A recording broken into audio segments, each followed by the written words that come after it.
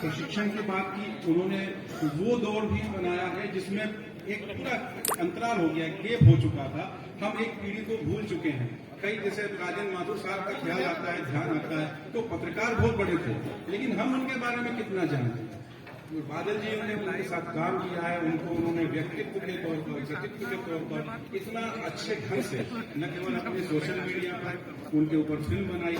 हमारे लिए वो पीढ़ी और वो जो उनका जो संदर्भ है वो बहुत काम का है, क्योंकि पत्रकारिता पाठ्यक्रम से नहीं होती, पत्रकारिता पढ़कर, ढूंढकर और उस पर अमल करने से होती है। तो ऐसे राजेश बादल जी को हम आज सुनेंगे। दूसरे सुधीर सक्सेना साहब, उनके विषय में भी मैं यदि कुछ बोलूं तो वो सूरज को दीपक दिखाने जैसा होगा। एक लंबा अनुभव। आपने कभी एक राजनीतिक पत्रिका सुनी होगी, माया, वो जब उनके नाम का पर्याय हुआ करती थी और बड़े बड़े राजनेता, चाहे वो मुख्यमंत्री हो, मंत्री हो, वो उनसे मिलने का समय मांगते थे। आपने ऐसा आज एक भी पत्रकार नहीं देखा होगा जिससे मिलने का समय मुख्यमंत्री या मंत्री मांगता हो। ऐसा कोई पत्रकार वर्तमान में नहीं है। तो क्यों नहीं है, ये आप सुधीर सक्सेना जी को सुनने के बाद पता चलेगा कि ऐसा क्यों नहीं है।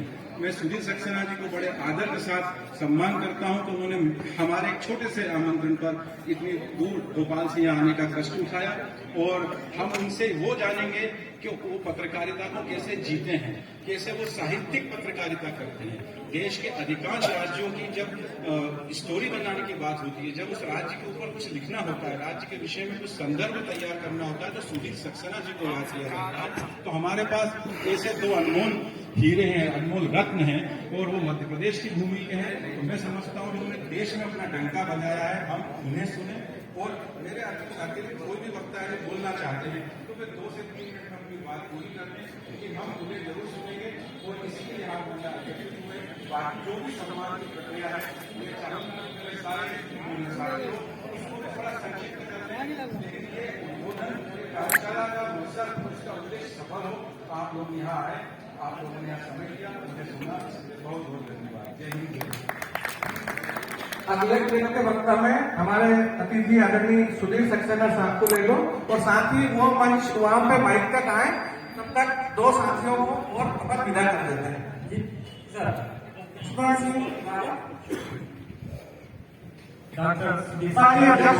पांच को बुलाना चाहूंगा। तो बोला है तो आपके संदेश है, तो बाकी जब तक 2 पुरस्कार निकल सकते हैं अपना उद्बोधन प्रारंभ करेंगे। हमारे 2 पुरस्कार यहाँ से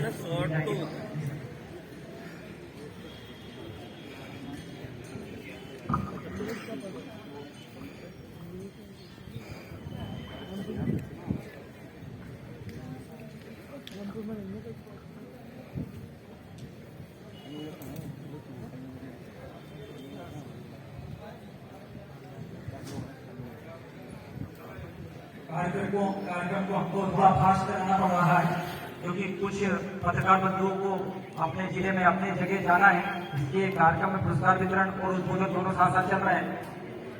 ठीक,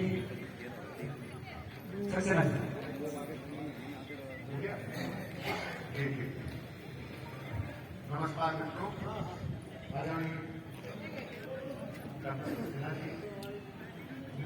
राजेश बादल जी